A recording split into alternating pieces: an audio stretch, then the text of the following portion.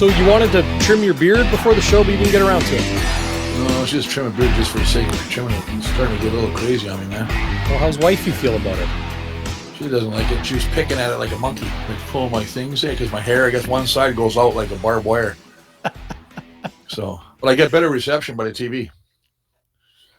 That It's makes like sense. cable. That Like makes cable, sense. man. All right, Labor Day Classic on deck. Darrin Bauming, Chris Walby, the legendary. Here we are looking towards Regina and Sunday afternoon. And hey, these games are always rocket fuel for fans, Chris. And now you have the 3-0 Roughriders, undefeated at home, undefeated on the season, and the 3-1 Blue Bombers. Their one loss coming on the road, going up against their West Division rivals. It's going to be a heck of a lot of fun. On top of it all, you got an MOP race going head-to-head. Yeah. Zach Collaros, Cody Fajardo. What are you feeling right now going into this Labor Day Classic, Chris? Well, it's funny. You talk about the game, whether it's 3-0 and 3-1. I don't even care. We could both be 0-4 right now. It's the fact that when we go to Saskatchewan and we have that back-to-back, the Labor Day and the Banjo Bowl, to me, it's probably the most exciting part of the year as a fan, but as a player. We always mark that on our calendar. Going down to Mosaic is probably one of the hardest places to win. The crowd is crazy. It's loud. People are calling you your mother names. It gets crazy, and I just love it. I mean, I love this part of the year because it starts to get cooler, and, us big boys, we can move like gazelles out there when we're feeling fresh. It's not sweltering with 40 humidity. But having said that, it's just one of those games that when you have, as you mentioned, two very good teams now, which just adds to the excitement. And we haven't won many games there. And this is another thing. So they're going to try, everybody talks about the split. Nobody wants a split because with a shortened season with 14 games, you want to take every advantage you can to win those big conference games. So I have it marked. I'm going to be at the lake watching. I got the TV set up already. I'm excited to watch this game. I really am. It's, sometimes you can just talk smoke and say, yeah, I'm looking forward to this game. It's the Bombers versus Ottawa. Ottawa's one is, whatever they are. But when you get to Sask and Winnipeg, it's just something different. Yeah, the guys are already talking about it being a new season and the fuel that is to the fire of improving for the Blue Bombers to 4-1, for the Roughriders to 4-0. And a former Rough Rider himself, Nic Demski, I asked him a couple questions about going into the Labor Day Classic. He'll officially be a game time decision. Is it tough, Nick, going through these things early in a year? Yeah, I mean, as I said, it was a good start, but at the same time, I felt like I could have gave a little bit more. So, I just wanted to build off of that, a little setback, but again, I feel good mentally. I feel good physically now. So I'm ready to go out there and play football. What goes through your mind all these years later, going back to Regina and playing against your former team? Yeah, I mean, these are definitely the two games coming up are definitely games that I always circle on the calendar. I mean, it's a lot of intensity. It's a lot of competition, and it's a great atmosphere. So, I'm just looking forward to it, man. I'm trying to take things one step at a time, getting back out there today, but I'm definitely looking forward to these next 2 weeks. What do you tell someone like a Kelvin McKnight or Brendan O'Leary Orange or some of these younger guys on the practice roster or on the active roster of what to expect in these games? Yeah, I mean, it's a lot of emotions out there. It's you got to put that to the side, but it's a lot of emotions. It's intense, man. It's as I said, it's a great atmosphere. And to me, I mean, there's not really much that you can say. I listened to Willie talking about this game, and he's saying, this is when the season starts. And I mean, it's kind of like that. I mean, it just, this is when fun football starts. So to me, you can't really explain it all. To me, I feel like you got to go out there and experience it. Thanks, Nick. Thank you. I think it's fair to say, Chris, Demski has been missed in the last two games. He's been out with a hip injury. It's very interesting because he's had big games. Listen, this is the guy that played in Saskatchewan, was a big-time player for him, signed as a free agent with Winnipeg, wanted to come home. Oak Park boy, come back and play with Andrew Harris and the boys. I mean, they have such a culture here. And he's a big play against Saskatchewan. I remember he got the big touchdown last time too, and I think it was the Badger Bowl last year. So, I mean, he's a guy that really, I think, can give a lift to this team. Too many drops, guys. That's the thing. I think that's what's happening. You talk about the play, I know O'Shea said some of the receivers are nicked up and, they dropped a lot of passes. I mean, Kenny Lawler, who leads the league in 25 catches and been targeted the most, yet he had a couple key drops, but he made up for it at the end of the game, him and Rasheed Bailey. But still, Demski is somebody that I hope he plays, but we won't know that. Like I said, O'Shea never likes to show his cards until the actual last minute. So it will be a game time decision. And, it'll all be about the health of Demski. Can Demski play? Can he be effective? Can he be 100% or close to? You mentioned Kenny Lawler, 4 drops in his last 2 games. This is what blows my mind, Chris. I watched every single 12-on-12 team rep, offense versus defense, over 3 weeks of Blue Bombers training camp. Kenny Lawler, I saw him drop 1 ball. That didn't even come on 12-on-12 with defenders in his face. That came in individual drills, indie drills, they call them. It's perplexing to see him drop the ball like this. He has got the stickiest hands I've seen in years. And there the Blue Bombers go and make a move. Now, a lot of people are thinking this is a move because the Bombers have had the dropsies the last couple games. Naaman Roosevelt has the best catch rate of any CFL player over a long period of time. Very sure-handed. But they made this signing. They were in conversation prior to that game and that win against the Calgary Stampeders where those drops crept in again. Drew Wolotarski, Rasheed Bailey, some other guys with a little bit of butterfingers.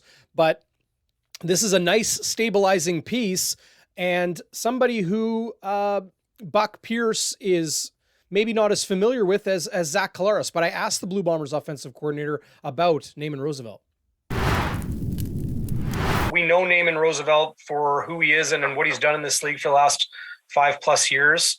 High character and then all of the intangibles on the field. But how much does it help your quarterback that he is familiar, that he has thrown balls to him in live situations? Well, I think that's the key word, Darrin, is familiar. That's important for a quarterback and just having, not just a guy that you've, sat down and watched tape with, but a guy that you've gone to battle with as well. And that you've been through camps with. So, it's a good thing that they worked together before. Also, when you look at that piece, added to the group, opportunity to add a veteran guy, that's had a lot of production in this league, for a number of years. That's a key piece for us. So, we're excited about having him in the building and, continuing to, bring him along, into, how we do things here. Tell us how much working with the artificial crowd noise during practice helps. What sort of areas does it help in? Well, it helps on your focus. When the audible, communication is sometimes taken away with that noise. You got to rely on your other senses as well. So, for us, it just kind of heightens all the other things. Makes us, communicate even more. Right. So it's been good. We've prepared ourselves for that. We have a veteran group of guys that have played in environments like this in the past. So we're excited for the opportunity to go in there and continue to work on our focus and our communication that in other ways. What does the Roughriders defense do well, or how would you describe their approach? Well, I think they're a very talented group. I think they do well. I think they run to the ball well. I think they tackle well. I think they pride themselves on being aggressive and physical. I think they've done a good job in limiting big plays and making plays on their own. In the takeaway department. So, for us offensively, we just got to make sure that, we keep our mental mistakes, to a minimum. And we're focused as we go out there and execute our game plan. So, once again, the outcome will be, based on what we do and how we perform. But it is a talented group, and well coached, and they've been together for, a number of years as well. So, we're looking forward to the matchup. Unsure when Roosevelt will be ready to play for the Blue Bombers and enter their lineup, Chris. But when he does, it's nice that you have a veteran that doesn't have to get up to speed. He's familiar with the quarterback. He's familiar with the waggle and playing all those different positions. He's been so excited to play, Chris. This is what he said the other day. He's been sitting in his hotel room watching film of Bombers practice with his football gloves on. He's like a kid waiting for the first day of school. Listen, he's one of those guys that was such a great guy, making great catches, 2-time 1,000-yard receiver. And it got down to this. I hate to say it, but it came down to the bank. It's all about money. The CFL is not the richest league in the world. The NFL can pay you. You perform, you get paid. Unfortunately, with the shorter season, the pandemic, COVID, all of garbage that happened, a lot of guys had to take pay cuts, and some of them were substantial. I know he was in Saskatchewan. I know he went to Montreal. He got cut in training camp. Very, very surprised by that. And that's what I think totally was a money move by Danny Machocho. But listen, I'm happy to have him here. But I want to say something that you said earlier. You were talking about Kenny Lawler, and you watched him in individual drills. That is nothing. That's one-on-one, baby. That's nothing like when you're going in team, when you got guys around you, and all of a sudden your peripheral vision, you see a linebacker beside you. Right. All you got to do is take your eye off the ball for 1 second. Boom, you drop it. It sounds simple, and I think the average fan looks at it and goes, hey, if you hit you in the hands, and Tommy Joe Coffey, the old Hamilton Tide Cat Hall of Famer, said, if it touches your hands, you better catch it. So I'm going to stick up for Kenny because I think that it's a lot different than individual than it is in actual practice or game. No, I'm with you too. It makes you wonder that no contact, no real hitting during training camp or during practice, does that creep into the equation when suddenly you go a month without dropping a ball and then you're in live action? Suddenly you got a linebacker or a safety barreling down at you. That it just might be in your wheelhouse a little bit, right? If that was a case, and if Kenny or any of the other receivers, Wolotarski, Bashir Bailey, whoever these guys dropped it, if they got hammered on a play by a safety, a linebacker, a halfback, whatever it is, then I think, you started getting that, taking a look around who's coming at you. They didn't get hit. And as a matter of fact, at the end of the game, you saw Kenny and Rashid Bailey come up with, crucial clutch catches that allowed the Bombers to move in to kick that winning field goal by Mark Legio. To me, listen, I don't think contact really has a real, it's not a big thing for me as a receiver. I think it's more into the offense and defense and linebackers on blitzes to get, shed blocks as a defensive guy and offense to stay on your blocks and having guys go full go instead of just wearing a helmet, so it's a little different. But as far as receivers, your job is, and Cal Murphy used to say, receivers, dime a dozen. So who knows, right? Well, the Bombers need a lot of dimes right now because they have had a few banged up this year. I don't know about you. I don't know if Darvin Adams looks like his usual self. Back 2 games now since that shoulder injury, not getting the targets, not getting the volume of footballs coming his way that he has in the past. All that said, let's hear from Naaman Roosevelt about his decision to sign with Winnipeg and that familiarity with Zach Collaros and a few other things.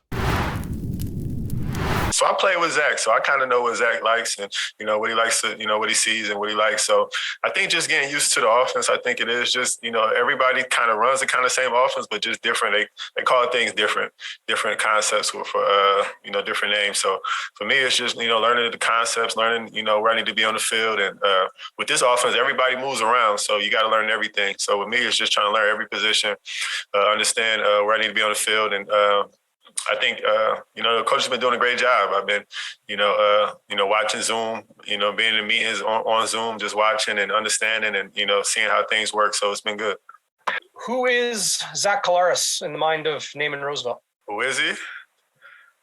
A great guy, a guy that is crazy because, we've been knowing each other since high school. We played against each other in high school. So, just the fact that when he came to SAS and we was able to play with each other in SAS, it was just, something we never thought of. So, that was, awesome to, to feel. And, we got to know each other, got to know our, each other's families. So, having a guy like Zach that's, that's been around this league, that's, did great things in this league, came to Winnipeg and, and brought a great cup. He's that type of guy. He's that leader. He's that, guy you need at the quarterback. So I'm excited to, play with him again, and a bunch of other players that I'm excited to play with that, I've seen around or I went against that, I can play with now. It sounds like having somebody you're familiar with will help you settle in quickly. Is that the case with Zach? I mean, for sure. I mean, when you got a guy that you can just text or call up and, ask questions to, and the coach has been doing a great job, we've been texting back and forth with the coaches, just, understanding, watching practice, when I'm in the hotel, just watching practice, understanding, seeing formation, seeing different things. So, everybody's been doing a great job of helping. And, that's what I heard. It's just a great team atmosphere and, a great locker room. So I'm excited. Chris, this Blue Bombers offense will have their hands full with one of the defenses in the CFL that is leading the league in a lot of categories through the first 4 games. And of course, that's the Saskatchewan Roughriders. Their defensive coordinator, Jason Shivers, an impressive resume over the last couple of years since taking over this defense from Chris Jones, somebody who he worked under his tutelage and learned some things. Even Zach Collaros, we'll hear from him now on what he's seen from Jason Shivers. Yeah, Shaw's done a really good job since taking that role over. Known him for a long time, and a lot of it kind of looks like what Coach Jones used to do, and he has his own wrinkle and nuances and different feel to things. At least from what I see on film and remembering the way that Coach Jones called a game and the way that Shaw's been calling a game. From a personnel standpoint, I think it starts in the back end is really tough for them. They have a lot of veteran guys returning, guys that have played in this league for a long time. They understand how to play in this league. They're physical. They're fast. They do a good job of route reading. They have some new backers in there, but they're both fast guys. Dion's been in the league for a while, in and out, so he's got some experience, obviously. And then, you got Micah up front on the defensive line, and they get after the passer. I think they lead the league in sacks. I think they lead the league in interceptions, so they've done a really, really good job thus far this year. And Shai's not afraid to get after you, so we got to be prepared for different looks, different fronts, and different coverages. If there's one thing I remember from being out there, it was they always had something special. It seemed like week to week, for different teams. So we'll have to try to figure that out early. Well, Chris, you've looked at the numbers. How good is this Rough Riders defense, and maybe most notably their defensive front? Well, their defensive front, they got a couple new guys. I mean, obviously, Keelan Adams, Jonathan Woodward, who leads the league in sacks with 5. You got the ever-reliable A.C. Leonard at the other side, who's got 3 sacks, a lot of pressures. They've got a very good. Now, the big thing for me is another game-time decision for Saskatchewan. Is Micah Johnson going to play? I mean, if he doesn't play in that middle, he's a horse. That guy is one of the keys in that defensive line. But they've got a great linebacker in Dion Mika Teets, and AJ Hendy. But one of the things that we don't talk about much is their secondary. Mm-hmm. They are a veteran group. Not like the Bombers, who're starting 3 new guys. You got these guys. I mean, you're talking Mike Edom, Ed Gainey, Nick Marshall, Lucius Purifoy. The only new guy has got the short side corner with Blaze Brown. So, I mean, that's a strength. They have a very good team. Listen, number 1 against the rush. They're number 1 for takeaways, number 1 for points off takeaways, number 1 for sacks with 14 sacks in 3 games, albeit they got 6 against Ottawa, but still, they get after the quarterback. This is going to be a huge test for the Bomber O-line. Yeah, that defensive secondary, like everybody's talking about the Saskatchewan Roughriders defensive front, leading the league in sacks, all of that. Their hands will be full. Good news for the Blue Bombers that they have Andrew Harris, who really is looking like his usual self. 86 yards in that first game back for 2021. That was his average on the ground through the 2019 season. So a very positive indication there. But you speak of that Saskatchewan Roughriders secondary, I'm with you. Mike Edom, smart, versatile, a Canadian, of course, that helps. Lucius Purifoy, we might even see him return kicks, but as a defender, physical, big. And then Nick Marshall, for my money, one of the most athletic defensive backs in the CFL. Great cover corner. Their hands, the Bombers receiving core is going to have their hands full with some very, very good players. It's going to be up to Zach Collaros to continue to be extremely accurate. That's what he's shown through the first 4 games of the season. Let me just interrupt you on that too, buddy. Here, DB, because I'll tell you right now, you look at that and you go, 14 sacks. Man, that's crazy. But that is attributed to the backs and the linebackers doing great job covering downfield. They're making the quarterbacks hold the ball a little longer. That is why I'm saying It's going to really be good up to the running back, Andrew Harris, or whoever's in there at running back, and that offensive line. I bet you they can put a double tight in there. You can bring, Wolotarski in there as a tight end and leaking him out for passes. You got to take advantage of that, but you got to give Zach Collaros time. The last time I think he played in Saskatchewan, if I'm not mistaken, I can't remember if he did. Excuse me. He won the Western final, right? Because I keep going back to the first time when he was in Saskatchewan when he got knocked out. I know they asked him about that today. I heard it on an interview, and he was like, he doesn't even think about that anymore, right? But ancient history in Zach Collaros. Ancient history, absolutely. But two teams that are absolutely complementary to each other. When I look at them, special teams on each team, very good. Defense on both teams, very good. Offense on both teams, very good. Now, we're not even talking about the Saskatchewan offense yet. When you have, as you mentioned, Cody Fajardo, Zach Collaros, right now 1-2 in my mind for MOP. Now, having said that, Saskatchewan, I've never seen a home record like they've had their first 4 games at home. They had that, home cook and you sleep on your own bed, none of that thing. So this is going to be really interesting. They'll play at home again. Then they're on the road for a ton. So it's really key for these guys, Saskatchewan, to win. Where I think the Bombers, if you can come back and just play like they can, they showed a lot of grit last week against Calgary. I was very impressed with the way they came, and it was a tight game. I'd like to see the back end be a little bit more tight in coverage because I'm not taking it away from the quarterback, Jake Mayer. But boy, I tell you what, that kid is a gunslinger. 16 to 16. I mean, he was throwing darts. I mean, if he was in an English pub, he'd never have to buy a beer playing darts because he'd just be ringing the bullseye every damn time. So I was really impressed with him. Yeah, he looked really, really good, and it leads to questions about the Blue Bombers' ability to put pressure on quarterbacks. Cody Fajardo, much more of a dual threat. He had 600 yards plus rushing in 2019 than, Jake Mayer, who really made things operate in the pocket, but he had time. Let's hear from Blue Bombers defensive end Jackson Jeffcoat, who had some critical words about the Blue Bombers defensive front. I think the defensive line has shown some good things. I don't think we played our best. I think there's a lot of improvement that we can make and a lot of things we can do better as far as playing Winnipeg Blue Bomber style of football, so being dominant, physical, rushing, playing the run, stout. So there's a lot of improvement we can do. We're not satisfied yet. It's still early in the season. So there's a lot, like I said, there's a lot of improvement for us to make, and a lot of things for us to do to get to where we want to go. And we haven't shown that yet. And so each week we're going to keep building on and getting better and try to get better and better. The Red River Showdown is a rivalry game that you played in many times, Texas versus Oklahoma. Do these Labor Day Classic games remind you of that familiarity between the two clubs, the fan bases, traveling, all that sort of stuff? Comparisons. Yeah, I could compare it as far as like the fan bases and the teams, the fan bases maybe not liking each other, the teams not liking each other, but the difference between these two is that we go and play at each other's stadiums. And the Red River rivalry, or whatever they call it now, we play in a middle ground in Dallas between Norman and Austin, and the stadium is split half and half Texas fans, half Oklahoma fans. But the atmosphere is still very similar. I mean, there's a lot of build up to it. It's big on the season. This game is huge, and that's the same thing with this Labor Day and Banjo Bowl. I think it's even heightened because it's pro ball. It's even more, and so it's a fun week for us. We're excited to get out there. I mean, I can't wait. I'm excited. Does it remind you of those rivalry games? Definitely.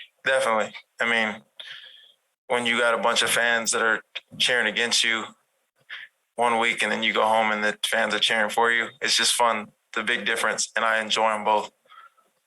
Now, in a rivalry game, when you have so much emotion and passion in the stands, how much more impactful is a big play like a sack or a knockdown or a stuff on third? Big plays are important in these games because it quiets down the fans, and that's big. You don't want the fans to be too rowdy, too excited. I mean, because that puts a lot of pressure on our offense. The louder they are, the harder it is for them. And so that's our goal. We got to make sure that we make things happen. get things going for our offense, help them out.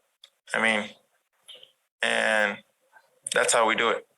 We help each other out. Our offense helps us out. We help them out. Thanks, Jackson. Mm-hmm. Well, Jeffcoat admits it, Chris. The front needs to be better. They got to get in. They have to get in Cody Fajardo's kitchen and do it early. Strong run game, balanced attack. Jason Maas, as offensive coordinator, to no surprise, has things cooking in Saskatchewan. Well, he loved. You saw the last game when they beat Ottawa. They did the flea flicker. They do a lot of different things on offense. Jason Maas was used to be the head coach of the Edmonton Elks, Eskimos back then. But you know what? I just like what he's brought to that club. Craig Dickinson has created much the same culture as O'Shea and Walters and Wade Miller have in Winnipeg. Players like to play there.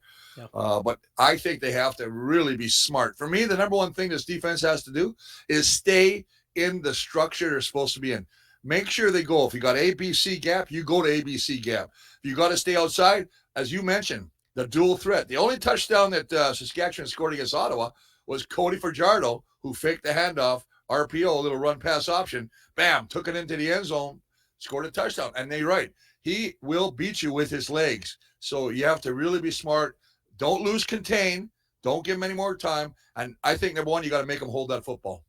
Yeah, no question.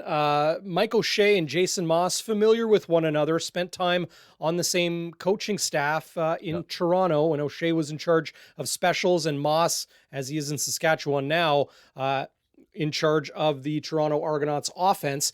So I had to ask Mike O'Shea of what he sees from Jason Maas. You see Cody getting rid of the ball on time. He still can extend plays with his legs and his athleticism. You see, a quarterback who seems very confident in the system he's in and knows exactly where to go. Basically, every passing play, in the first 3 games this year, he looks different, right? I imagine Coach Maas has done a great job. They've had some time together now to work together. And I know it's only been a training camp in 3 games, but the off season or that year, whatever it's been, I'm sure they spent a lot of time figuring out and getting comfortable with the offense. But yeah, Jason's a very good coordinator, good coach. So it does look like his offense for sure.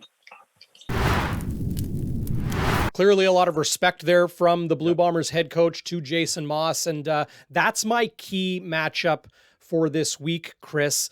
There's so much talent on the Saskatchewan Roughriders offense. It goes from Fajardo all the way through, solid running game, offensive line. It's been impressive despite, losing Brendan Labatt, decision not to play this season. A couple other guys leaving via free agency. Who might come back. May come back, but not in this game. They've played quite well, that offensive line. And they then played real well. Jamie Nye of the Green Zone in Saskatchewan. He'll join us on the show in just a minute. We'll hear from him. He has a piece on CFL.ca about the Canadian Air Force. A lot of good young Canadian receivers for the Saskatchewan Roughriders that are stepping up in the absence of Shaq Evans. For my money, maybe the best receiver in the CFL today. He remains on the 6-game injured list. Yeah, they have a wealth of Canadian talent, and this is something that Saskatchewan's had for a lot of years. They've really done a good job of drafting and developing the young Canadian talent, much like the Bombers. I mean, obviously you got Wolotarski. I mean, you've got guys that are coming, like you talk about Demski, you talk about Andrew Harris, you talk. How about Shane Gauthier? He's working with the starting defense now. Shane Gauthier. And but I mean, you look at Picton, you look at Braden Lenius, you look at Terrell Jana. They've drafted very well, and athletic these guys are players, producing. really athletic. Yeah, and that's the thing again. We're going back to their O-line. 2 rookies at tackle, and they've played very well. And I loved it. I was watching an interview with Cameron Jefferson from Saskatchewan, the right tackle, and he says, I don't know Willie Jefferson, but I've heard about him. So he went back and Googled him and watched his film just on what he does. And he goes, he's very athletic. But you know what? He didn't cut him. He didn't cut him down. He didn't degrade him, but he didn't build him up either. He said, I played in the NFL. I've played guys. I mean, come on, I've played J.J. Watt. I've played guys that are, but It's interesting. And you hit it on the head. This offensive line with 3 new guys, and obviously you got Evan Johnson, who played for Ottawa last year. 3 new guys playing at O-line, and they're playing very well. They've allowed 4 sacks. I don't like to make the sacks a big thing on the O-line anyway, because quarterback could be running out of the pocket wrong way, or he holds onto the ball too long, or whatever, right? So I'm not but having all, the thing that kills me though, guys, and I know I'm rambling, but I got to ramble. They haven't really run the ball yet. If you look at it, William Powell, who's a stud, only has carried the ball 20 times. Yep. He's only a little bit ahead of Cody Fajardo in rushing that football. I say, watch this, Winnipeg. Don't let them start getting success running, because remember that we're talking about it. We saw, Calgary, they busted one up the middle last game for a touchdown, and they've given up. At least they only gave up about 70 yards last week. They gave up 100 plus in each of the 2 previous games. So it's like a sleeping giant. You don't want to wake up that run game. You really want to make sure you're there and you're proper. And again, it's proper gaps, because these guys, I think, will try and establish a run there. Yep. Absolutely. Let's not hype up the Saskatchewan Roughriders too much here on Game Day Winnipeg. They are 3-0, Chris, but we've seen good and okay from them. I didn't think they played particularly well against the Ottawa Red Blacks, but they did come away with a victory, because Ottawa has, bigger fish to fry as far as getting to where they need to be. And then they played very well, played well against the Hamilton Tiger Cats. They are 3-0, and, you mentioned them being at home, but this is a good opportunity now for us to check in with Jamie Nye of the Green Zone in Saskatchewan, who joined me a little bit earlier. Jamie Nye, thanks for taking the time to join us on Game Day Winnipeg. Labor Day Classic on tap, and well, they're the top 2 teams in the CFL, the 3-0 Riders, the 3-1 Bombers. Initial take on what you're expecting Sunday afternoon? Well, I know what I'm hoping. I'm hoping that we get the battle of the Titans that it looks like it's going to be in the Canadian Football League, with the 3-1 Bombers and the 3-0 Riders, because I look at this, Darrin, as finally these 2 teams the last couple of years, they've been really good together. In the history of the Labor Day Classics, it's always been the 7-1 Riders against the 1-7 Bombers, or the other way around. I remember that billboard, right? Yeah. It's like 3-6 versus 4-5. But the last couple of years, it's been 2 of the best teams in the West, and it means something and could have a huge impact on what we see in late November, December, when they decide who's having the home field in the playoffs. Yeah, and obviously that came into account. That game was extremely close. Well, both the Labor Day Classic last year with Brett Lowther's walk-off win, and then, of course, the West Final, the infamous upright hit from Cody Fajardo's pass to the end zone. Do people in Regina still talk about that game and how close the Riders were to making the Grey Cup? I think they like more talking about the Brett Lowther kick, to be quite honest. Sure, probably. From last season in 2019 than they do with the doink off the upright from Cody Fajardo. So, but that's how close those 2 teams were, and that's how close I think these 2 teams are again this year, where it's not going to mean much on the difference of who is actually going to represent the West in the Grey Cup. And I'm not counting out Calgary and Edmonton and BC, but right now at the start of the season, it's the same 2 teams that were at the end of it in 2019. Now, when talking about Cody Fajardo, I think it's important to also talk about Jason Maas, the new offensive coordinator in your neck of the woods. Comes in with a resume nearly unmatched in the CFL today, Jamie. What have you seen different from the Riders' offense this year, and maybe most notably in the starting quarterback? No, well, what we're seeing from Cody Fajardo, and that's something they worked on early in training camp, and to offset maybe a little bit of the problems on the offensive line, or at least the lack of experience on the offensive line, is how quickly Cody Fajardo gets rid of the ball, and how quick that first read on the first option is coming there available to him. So it means a lot of 5-yard passes, a lot of 7-yard passes. You haven't seen a lot of the deep ball. Saw it a little bit in their final game before their bye week, where they actually hit a few deep plays. Before that, it was for Cody Fajardo trying to hit a deep ball.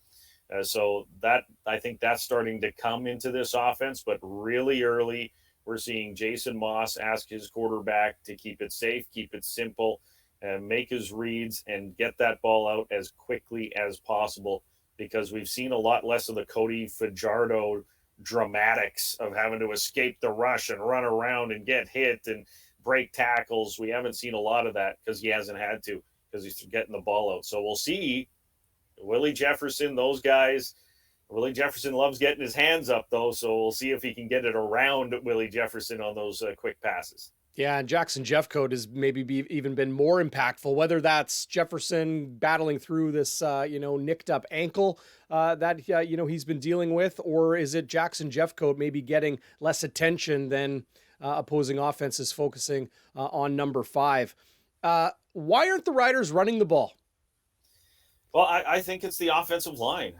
I think it's up front. They're not getting the push where you're seeing a lot of second and longs when they run the ball. And that's the last thing Jason Maas wants, because that takes away options in his offense. Mm-hmm. So I think that's what you're seeing is an offensive line who doesn't generate the same kind of push that they had when it was Brendan Labatt and Dakota Shepley and those guys who are now gone. So that's where I look at this offense. If they can get that ground game rolling where with William Powell actually getting 5-6 yards on the first carry, well, that's going to make this Riders offense even more lethal than what they've shown this season. So I think right now they're just having problems getting some chemistry. There's still a lot of moving parts along that offensive line with Brett Boyko getting injured and Andrew Lauderdale comes in. So I think as they get more chemistry up front with that group, where they're pretty well all new except for Dan Clark in the middle, we'll start to see a little more production on the ground. Jamie, when it comes to the Saskatchewan Roughriders defense, where is the strength? Where is maybe a weakness? And how impressed have you been with Jason Shivers? I've been talking about it all week. He's, continuing to impress me. Jason Shivers, he is not a Chris Jones clone. I don't want to disrespect him. He's his own man. He's his own coach. There's a lot of Chris Jones defense in his defense, but I think he has shown a lot of different looks. He's brought little more blitzes from times. He will do that 3-man rush at times. He mixes it up. He puts a lot on his veteran secondary as well. And really a lot what you see from this defense is amazing to see Jonathan Woodard come in. And you don't miss Charleston Hughes whatsoever.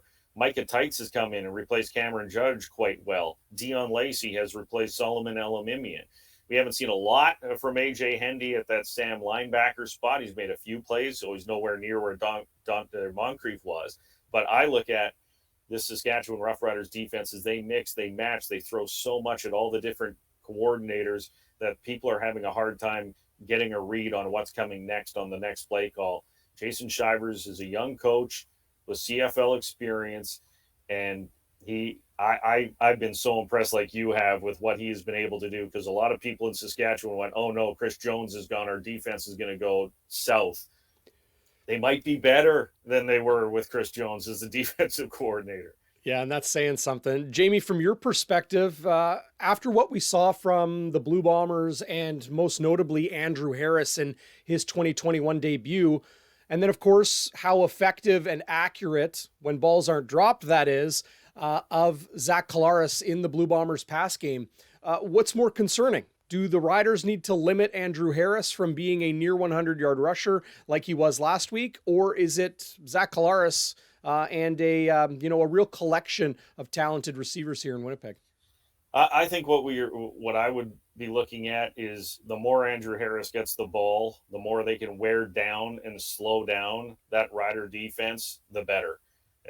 Because right now they are playing aggressive and they're being able to get off the ball. But if Andrew Harris is running the ball effectively and they're getting that 5-6 yards on first down all the time, it's going to be a long afternoon, and they're going to wear down that Rider defense who's been playing fresh, because once the ball flips over, Cody Fajardo has been doing a great job of extended drives and those quick passes and staying on the field. So I think it's vital for the Bombers to win this game, to get the ground game going, keep that offense off the field and wear down this Riders defense, because I don't think they've been tested on the ground. Hamilton doesn't have that strong run game. Ottawa, Tim Flanders got hurt. So I'm looking at this Riders defense to see this is their biggest test on both sides. It's the best defense they've faced. It's also the best ground game. And likely the best offense they've faced. When it comes to wearing down a defense with the run, raises the question of the health of Micah Johnson. How is he? He's on the Roughriders injury report. Will he be good to go in the Labor Day Classic? And I have to get your thought on, the differing opinions on him. Some say he's overrated. He's just a system guy. Others, he's the real deal. Your read on Micah? Well, Micah Johnson, he dealt with 2 high ankle sprains in 2019, so he was nowhere near the guy you got in Calgary who was getting 10-plus sacks a season. And now he's dealing with ankle injuries again this year. So that's where I'm concerned. Does he have the same push?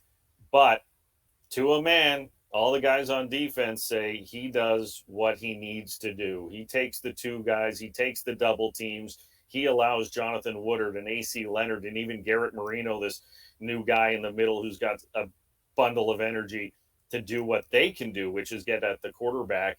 And he mashes up lanes, does Micah Johnson. So I think gone is the guy who's the defensive tackle, like Aaron Donald in the National Football League, who's getting all the sacks. Right. And now he is the man in the middle who's just going to plug holes and help create for all the other guys. But I think it's imperative. I think it'd be a huge loss if Micah Johnson's ankle gets any worse and he's not able to play, because that just takes out the depth and takes out that rotation that Jason Shivers likes to do to keep all his guys fresh on the D-line.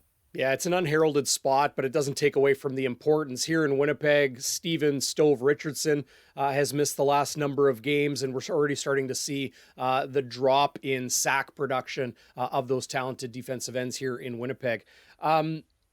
A thought on Naaman Roosevelt, cut from the Montreal Alouettes a little while ago, signs with the Winnipeg Blue Bombers this week. 5 outstanding seasons in green and white. He was the team's most outstanding player one season. Anytime a receiver does that, he's clearly, putting up big numbers and making things happen on the field. As a person, as a player, who's Naaman Roosevelt? Well, I'm jealous of you guys in Winnipeg, because Naaman Roosevelt was one of my favorite people. He told it straight, very kind, polite, easygoing guy.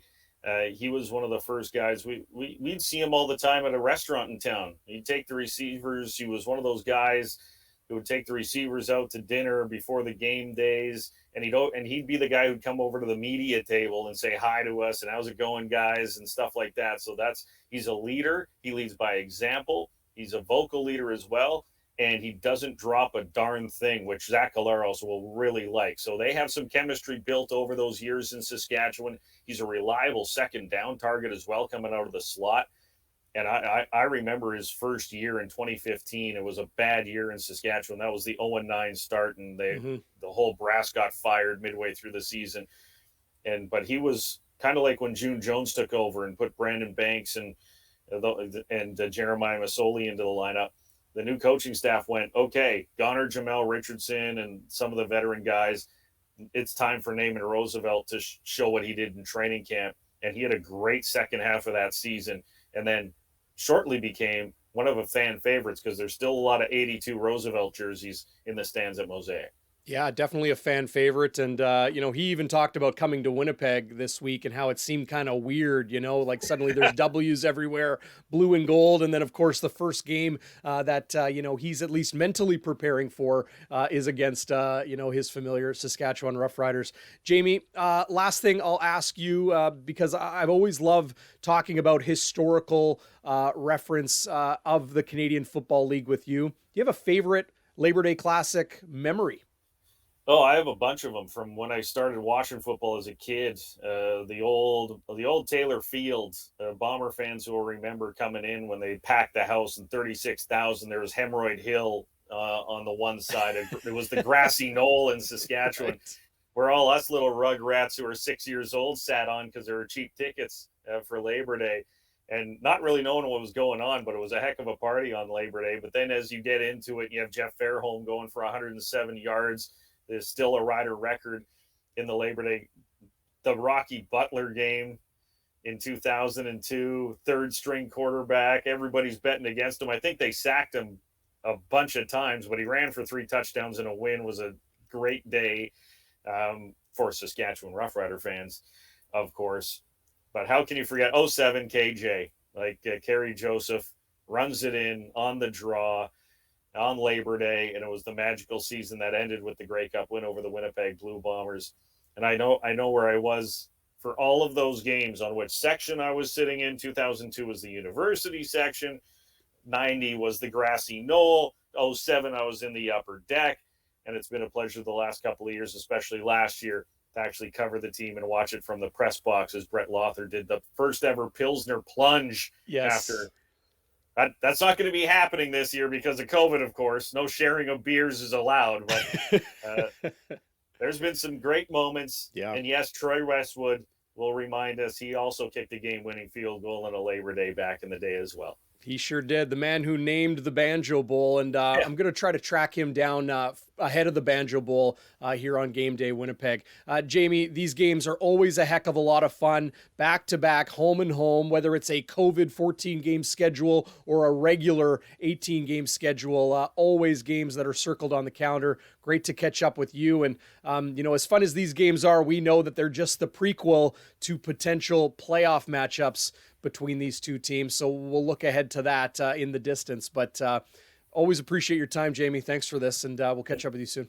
Yeah, no problem. Enjoy the Labor Day Classic. It's always fun. Well, Chris, this Labor Day Classic is a special one. It's been 2 years since we've been here on Labor Day. Bombers, Roughriders at Mosaic Stadium. It's going to be an electric atmosphere as expected. Yes. Lots of Blue Bombers fans making that pilgrimage west for this game. And it's always fun to see lots of different colored jerseys in the same crowd. I saw some guys with their toenails painted. Guys, listen, I'm okay for being crazy, a little diverse, but they have toenails painted blue and gold. I mean, that's taking it to another level to me. But no, I think it's going to be great. I think the crowd, it's been sold out for weeks. This is the biggest game for their fans. And they love it. It's across town. We're basically provincial rivals. The noise, the Bombers, I know, have practiced with the loud speaker noise to try and get used to it. It does affect the ability to change or audible at the line of scrimmage. Right. They'll a lot of times go with hand gestures, fingers. 2 means something, 3 means something, because you can't really yell, because if it's that loud, even the tackles can't understand. The biggest thing will be communication for this team, for the Bombers out there. And the biggest thing was to make sure you're all on that, because the crowd noise usually counts for about 2 procedure calls where you jump offside. You're trying to anticipate that snap because you can't really hear it. So that to me, that'll be a huge key in this game. Yeah, as we heard Buck Pierce say this week, why practice with the crowd noise? It's mostly about focus, right? Ensuring that your head and your eyes are where they need to be in order to, get a play off when there is a lot of that volume and audible distraction in the unfriendly confines of Mosaic Stadium. Chris, let's get into your keys to the game. It's what everybody is looking forward to here on Bonfire Sports and GameDay Winnipeg. If you haven't out there, like, subscribe, ring the bell, do all those good things. Helps us out a ton. And hit up the comments. Chris Walby wants to hear from you. Okay, Bluto, let's get your keys to the game. Listen, I'll tell you what, and I don't know, but you probably heard the phone ring. The phone was ringing as we were going, and it was O'Shea. He said to stop talking about Saskatchewan, start building up the Bombers. I said, okay, here's my offensive key for the Bombers. You got to put points on the board. It's always like this. I know it sounds simple, but you got to take that crowd of Mosaic, you got to take them out of the game early. And you must protect the ball. This is a team that is number 1 in takeaways. That's usually the Bombers' defense. It's Saskatchewan right now. You can't do that. And they're number 1 for points off turnovers. So you got to protect the football. Defense, hey, listen, you've got to control that line of scrimmage. They did a great job. They ran the ball 20 times. They passed 25. Nice balance last week against Calgary. You got to continue that. But I think the biggest thing, too, is you got to protect that football offensively. And on special teams, you got to win the battle of field position. Can Mark the Legio do it again for 4? 4 for 4 last week at home. Now he's in enemy territory. Let's see what happens. And then Charles Nelson, somebody hit the guy in the backside with a cactus. Let's get a little fire at that boy because he's got to get some return yards. No question. I'll add in one thing I know a lot of fans out there are hoping to see or effectively not see. Maybe have pancakes for breakfast on Labor Day Sunday. Get those fingers a little stickier than normal. They need to catch the football and get away from those drops the last 2 weeks. You know how pancakes are, Chris. They might slow you down, but if you can make the catch, that's how you're going to pick up first downs, right? Oh, remember Terry Evanshan and all those guys used to put so much stickum. The guy from Oakland Raiders, number one, I can't remember his name. It was a receiver. Always had stickum on. Well, he had it dripping from his socks, right? Like dripping. Oh yeah. But I mean, actually, to tell you the truth, a lot of the gloves now they have get sticky when they get wet. I have one that I got to use it in my golf game, and this keeps my hands sticky, but it doesn't help my golf game. This is what I've heard. Suck at golf.